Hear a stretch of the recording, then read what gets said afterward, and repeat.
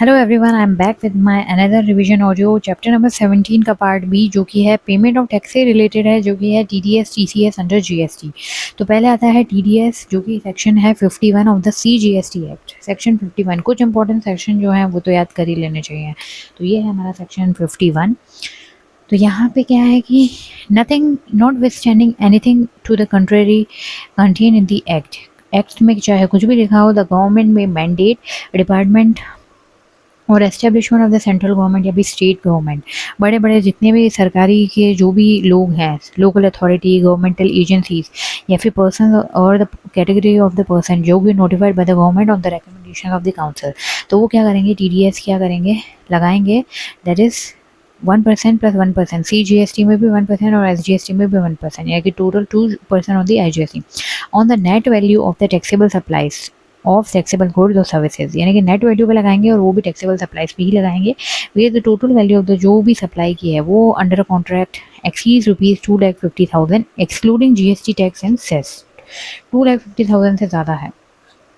Notified person क्या है यहाँ पे नोटिफाइड पर्सन भी सरकारी से ही रिलेटेड है कि अथॉरिटी और बोर्ड और any body set up by an act of parliament, state legislature, establishment by any government, जिसमें क्या है 51% और more participation by way of equity और control to carry out any function है, या फिर PSU है, पब्लिक सेक्टर अंडरटेकिंग्स है, या फिर यहाँ पे सोसाइटी भी आ गया है which is establish by the central government, state government, local authority under the society registration act 1860। तो ये तो था कि यहाँ पे टैक्स हम लगा देंगे, but tax is not to be deducted under at source in the foreign cases. TDS यहाँ पे नहीं लगेगा जब है ना गुड्स और सर्विसेज जो है सप्लाई हो रहे हैं PSU से अनदर PSU से, एंड वेदर और not a distinct person. PSU to another PSU है, चाहे डिस्टिंक्ट हो या नहीं हो, वहाँ पे TDS नहीं लगाना है। या फिर सप्लाई ऑफ गुड जो है वो क्या है between 1% to another specified person, जो हमने अभी ऊपर बताए हैं इतने सारे पर्सन, उनमें ही आपस में ये चीज़ें हो रही है, तो वो नहीं लगेगा। एप्लीकेबिलिटी ऑफ TDS की बात करें तो ये कब है ना, IGST वाला या परसेंटेज की बात करें तो वो हम लोग को देखना पड़ेगा कि इंट्रास्टेट है कि इंटरस्टेट है। तो सिचुएशन है कि location of supplier, place of supplier, recipient सभी जने सेम स्टेट में है। मेन तो हमारा क्या होता है, प्लेस ऑफ सप्लाई, तो सभी सेम स्टेट में आ गए तो मतलब इंट्रास्टेट सप्लाई होगा। तो यहाँ पे क्या हो जाएगा, TDS तो लगेगा, CGST और SGST। और यहाँ पे सेकेंड सिचुएशन है कि supplier as well as the place of supply वो क्या है डिफरेंट स्टेट में हो गए, तो ये तो इंटरस्टेट सप्लाई होगा, यहाँ IGST लगेगा। तीसरा इंपॉर्टेंट केस मेन यहाँ पे इसलिए बताया जा रहा है कि supplier as well as the place of supply तो क्या है सेम स्टेट में हो गए, और जो रेसिपिएंट है वो क्या हो गया डिफरेंट स्टेट में हो गया। अब रेसिपिएंट बाहर है तो TDS वो लगा नहीं पाएगा, उसको तो पता ही नहीं है। तो ये क्या हो गया, इंटरस्टेट सप्लाई तो है ये, क्योंकि हम लोग क्या देखते हैं, location of supplier and place of supply same state में है और रेसिपिएंट हमारा बाहर है, तो यहाँ पे हम लोग ये इंटरस्टेट सप्लाई तो हो गया और यहाँ पे TDS नहीं लगेगा। और जो अमाउंट DDS का है deducted that shall be paid to the government by the deductor, यानी कि जो रेसिपिएंट है वो देगा गवर्नमेंट को within 10 days after the end of the month, यानी कि 10 तारीख हर महीने की हो जाएगी in which such deduction is made. और failure to pay the TDS, उसकी इंटरेस्ट रेट सेम है 18% पर एनम, काफ़ी जगह 18% आया है यहाँ पे GST में। In case of default recovery proceedings हो जाएगी, नो TDS ऑन एग्जाम्प्ट और non taxable supply, and no TDS on the payment to an unregistered supply, and no TDS when tax is to be paid on RCM by the recipient deductee. यहाँ पे जो चीज़ है 2,50,000 से ज़्यादा होना चाहिए, 2,50,000, तो यहाँ पे इनवॉइस वैल्यू जो है वो मैटर बिल्कुल भी नहीं करती। TDS में बेसिकली होता क्या है कि जो सप्लायर है सेल करके वो तो GST लगा देगा, है ना, और उसको जो गया है पेमेंट सप्लायर करेगा। जैसे सप्लायर ने क्या है 1 लाख पे 18% GST लगाया, 1,18,000 एग्जाम्पल के लिए समझ लो।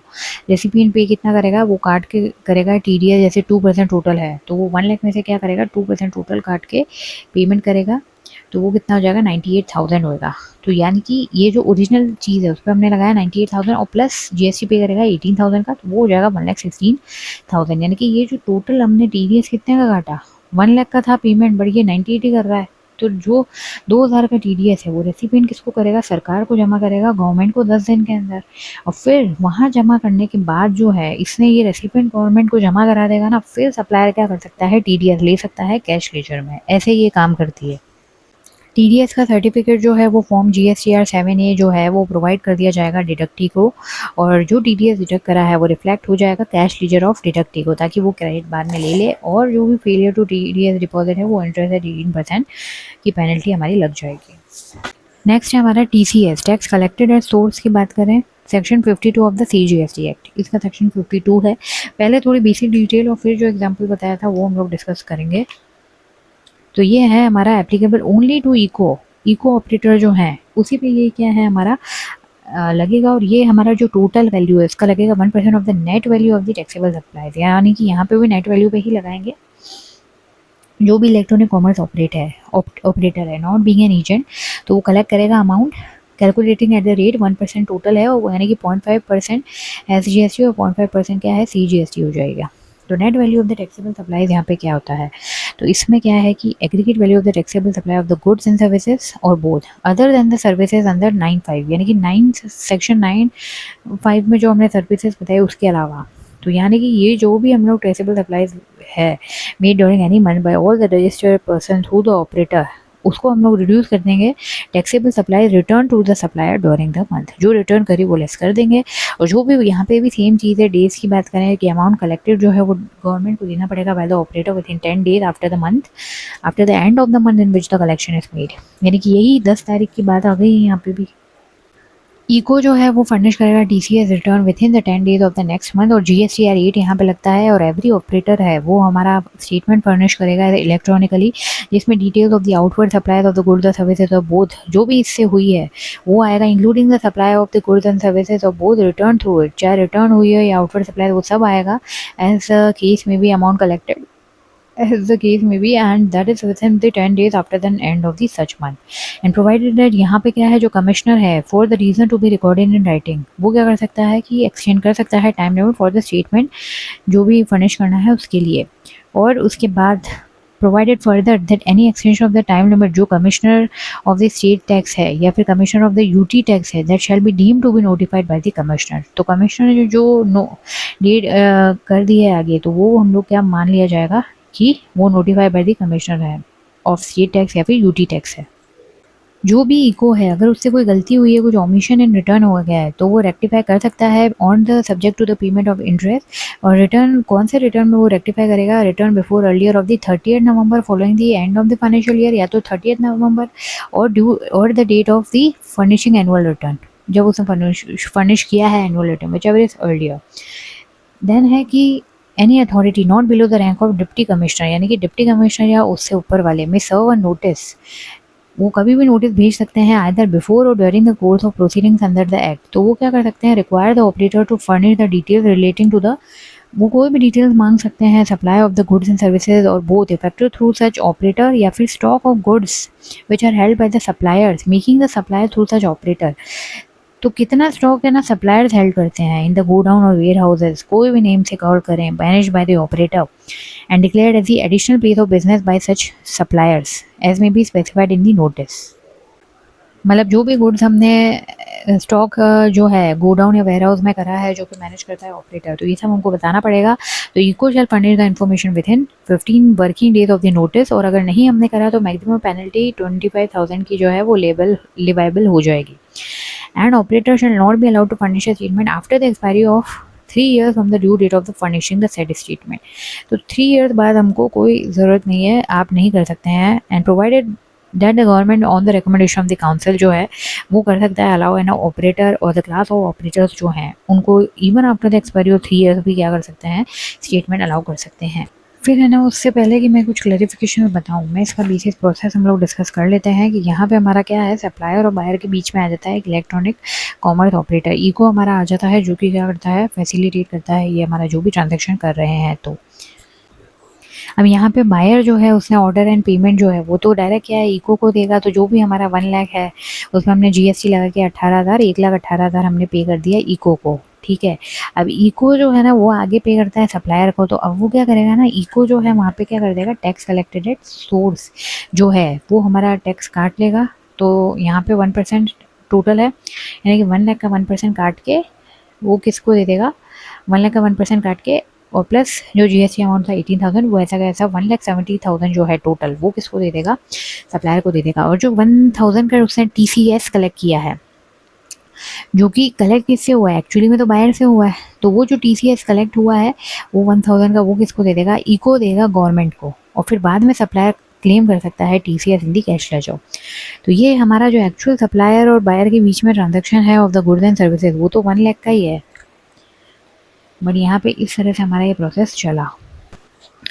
कुछ हमारे क्वेश्चंस एंड क्लैरिफिकेशन है वो डिस्कस कर लेते हैं। मिस्टर एक्स सप्लायर है जो कि क्या है selling is own product through a website hosted by him. तो क्या ये इको आता है? देखो मिस्टर एक्स तो आएगा इको में, लेकिन TCS लगता है net value of the taxable suppliers made by it through other suppliers. तो कंसिडरेशन जो है वो इको कलेक्ट करता है। लेकिन अगर कोई इंसान अपने खुद के प्रोडक्ट्स बेच रहा है तो यहाँ पे कि यहाँ पे कोई रिक्वायरमेंट नहीं है TCS की, क्योंकि कोई नेट वैल्यू है ही नहीं। तो यानी कि ये ट्रांजेक्शन्स को GST लगेगा एट द प्रिवेलिंग रेट्स। तो जो इको है जो कि क्या है TCS कलेक्ट कर रहा है, एज वेल एज सप्लायर जो है जो सप्लाई कर रहा है गुड्स थ्रू द ऑपरेटर, उन दोनों को ही कंपलसरी रजिस्टर करना पड़ेगा GST में। नेक्स्ट है कि weather a supply of the goods and services, जो भी सप्लाई कर रहा है इको से, तो क्या उसको थ्रेशोल्ड एक्सेम्पशन मिलेगा? तो जो भी सप्लाई कर रहा है गुड्स की बात हो रही है यहाँ पे, थ्रू एन इको वो is required to collect the TCS।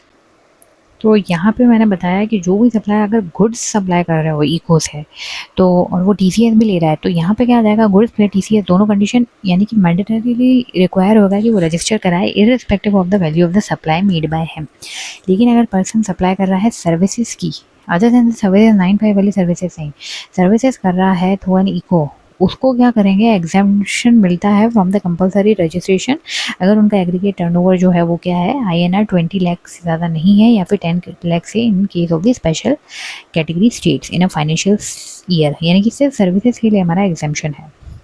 Second है कि ECO is required to open registration in every state UT in which the supplier listed on their ECO platform they are located to undertake the necessary compliance as mandated. तो क्या हर state में हम लोग को registration करवाना पड़ता है? तो यहाँ पे हम बात करें तो रजिस्ट्रेशन को TCS की बात करें तो TCS के लिए क्या है would be required in each state and UT as a obligation for collecting TCS would be there for every intra state और इंटर स्टेट सप्लाई। तो यहाँ पे क्या है in order to facilitate the obtaining of the registration के लिए in each state या UT, तो इको क्या कर सकता है डिक्लेयर कर सकता है हेड ऑफिस को as a place of business जहाँ पे क्या है रजिस्ट्रेशन ले सकते हैं where it does not have physical presence. So it may be noted that each state and UT has indicated one administrative jurisdiction होती है where all the eco having business है उनका physical presence नहीं है in the state and UT that shall be registered। तो हर state की क्या है one administrative jurisdiction है वहाँ पे register कराना पड़ेगा and PO for the purpose of registration of eco उसको भी notify किया गया है। तो हर स्टेट में ही करवाना है, ये ध्यान रखना है। थर्ड है TCS एग्जाम सप्लाई पे नहीं लगता है एंड फोर्थ है TCS is to be collected in respect of supplies made by the composition tax payer. नहीं, composition tax payer can not make supplies through ECO, तो क्वेश्चन ऑफ TCS जो है वो भी नहीं आता है। अरे वो सप्लाई ही नहीं कर सकता इको से, तो जो सप्लाई नहीं कर सकता वो क्या TCS वगैरह लेगा। फिफ्थ है TCS to be collected on the supplies on which the recipient is required to pay the reverse charge basis पे टैक्स देना है, तो यहाँ पे भी नहीं होएगा। No, TCS not required to be collected. फिर कुछ स्पेशल प्रोसीजर्स वगैरह हैं followed by the ECO in respect of the supplies of goods through them by the composition tax payer. तो गुड्स अगर सप्लाई कर रहा है कंपोजिशन टैक्स पेयर तो उसके लिए क्या करेगा ECO not allow any inter state supply of the goods, यानी कि इंटर स्टेट तो अलाउ है ही नहीं है कंपोजिशन को लिए।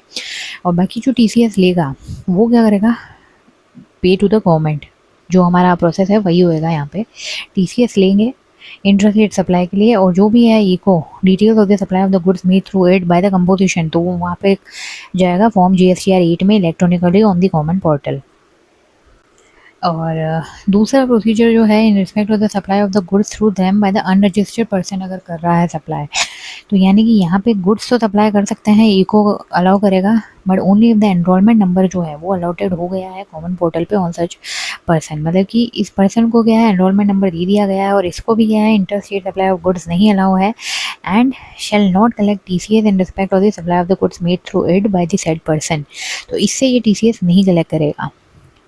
And eco shall furnish the detail of the supply of the good in the form GSTR 8 or where multiple ecos are involved in a single supply of the goods through eco platform, multiple eco involved है तो क्या करेंगे, तो eco shall mean the eco who finally release the payment to the said person for the said supply made by the said person to him। तो जो finally release कर रहा है ना पेमेंट वो हमारा क्या होएगा इको होगा। नेक्स्ट क्लैरिफिकेशन है टीसीएस लाइबिलिटी का indicate of multiple echoes in one transaction in the context of the ONDC, open network for digital commerce. तो वो क्या है कि जो करंट प्लेटफॉर्म सेंट्रिक मॉडल है ई कॉमर्स का, तो उसमें क्या है बायर इंटरफेस और seller interface they are operated by the same ECO. तो ये इको क्या करता है, collect the consideration from the buyer, deduct करता है टीसीएस और क्रेडिट करता है डिडक्टेड जो टीसीएस डिडक्ट किया है to the GST cash ledger of the seller, और पास करता है balance of the consideration to the seller after deducting their service charges. लेकिन सेकंड है कि ओएनडीसी नेटवर्क और सिमिलर अरेंजमेंट में क्या है, मल्टीपल इकोज हो सकते हैं सिंगल ट्रांजैक्शन में। तो एक तो क्या कर रहा है, इंटरफेस बायर को दे रहा है, दूसरा इंटरफेस सेलर को दे रहा है। तो यहाँ पे क्या आता है, इस सेटअप में क्या आता है, बायर साइड इको जो है वो कलेक्ट करेगा कंसिडरेशन, डिडक्ट दे कमीशन और pass on the consideration to the seller side ECO. तो बायर साइड इको जो है ना वो कलेक्ट करेगा कंसिडरेशन। तो यानी कि इशू यहाँ पे आ रहा है कि कौन सा इको डिडक्ट करेगा, टीसीएस का कौन करेगा, कंप्लायंस वगैरह कौन करेगा, मल्टीपल जहाँ पे इकोज आ रहे हैं। तो केस 1 है इन अ सिचुएशन जहाँ पे मल्टीपल इकोज इन्वॉल्व हैं, single transaction of the supply of goods और सर्विसेज और बोथ थ्रू द, दोनों की मतलब सिंगल ट्रांजैक्शन है हमारा गुड्स और सर्विसेज दोनों का ही, जहाँ पे क्या है कि मल्टीपल इकोज इन्वॉल्व हैं थ्रू द इको प्लेटफॉर्म। और जहाँ पे क्या है कि सप्लायर साइड इको हिमसेल्फ क्या है, सप्लायर साइड इको जो है वो क्या है कि सप्लायर नहीं है, तो कौन है ना टीसीएस का कौन कलेक्शन वगैरह करेगा। तो इसमें समझो कि बायर क्या हो रहा है, बायर है, बायर साइड इको को वो पैसे दे रहे हैं और फिर वो buyer side ECO supplier side ECO को दे रहा है और फिर वो सप्लायर साइड इको जो है वो सप्लायर को दे रहा है। तो दो चीज़ें यहाँ पे आ गई हैं, बायर साइड इको और सप्लायर साइड इको। तो यहाँ पे हम लोग क्या करेंगे, अब यहाँ पे ये है कि सप्लायर साइड इको जब है ना खुद सप्लायर नहीं है, तो कंप्लायंस जो है टीसीएस का कलेक्शन वगैरह वो कौन करेगा, done by the supplier side ECO, वो finally release the payment to the supplier for a particular supply made by the said supplier through him. जो भी किसी सप्लायर ने उससे करी है सप्लाई थ्रू हिम, तो वो फाइनली जो रिलीज करता है ना पेमेंट टू द सप्लायर, वो यहाँ पे क्या करेगा, टीसीएस काटेगा। यानी कि जो बायर साइड इको है वो तो क्या करेगा, collect the payment from the buyer, जो भी अपना कमीशन है वो काटेगा, और जो पैसा उसने कलेक्ट करा वो क्या करेगा, सेलर साइड इको को देगा। और यहाँ पे जो सेलर साइड इको है वो पेमेंट किसको देगा, सप्लायर को देगा आफ्टर द डिडक्शन, वो अपना भी पैसा काटेगा। तो यानी कि जो सेलर साइड इको जो पेमेंट कर रहा है सप्लायर को, वो यहाँ पे क्या करेगा, टीसीएस कलेक्ट करेगा और वही गवर्नमेंट को देगा। तो यानी कि जो बायर साइड इको है will neither be required to collect TCS और nor will be required to make the other compliances as well. अब केस 2 में ये आ जाता है कि ऐसी सिचुएशन जहाँ पे मल्टीपल इकोस इन्वॉल्व हैं, single transaction of supply of goods and services और बोथ थ्रू द इको, और यहाँ पे क्या है कि सप्लाई साइड इको जो है वही क्या है, खुद ही सप्लायर है ऑफ द सेट सप्लाई। यानी कि इसमें क्या आ गया, सिर्फ बायर आ गया, बायर साइड इको आ गया, और जो क्या है डायरेक्टली फिर सप्लाई आ गया इको। तो यहाँ पे टीसीएस कौन कलेक्ट करेगा, TCS is to be collected by the buyer side ECO, जो कि पेमेंट करेगा सप्लायर को। तो बायर साइड इको क्या करेगा, पेमेंट कलेक्ट करेगा बायर से और अपना फीस वगैरह काट के रेमिट करेगा बैलेंस जो भी है वो सप्लायर को, जो कि क्या है इको भी है। तो यानी कि बायर साइड इको क्या है, टीसीएस कलेक्ट करेगा। बेसिकली ये जो भी हमने दोनों केस डिस्कस करे, तो इसमें जो भी फाइनली रिलीज करता है ना पेमेंट जो सप्लायर को, वही हमारा टीसीएस काटता है।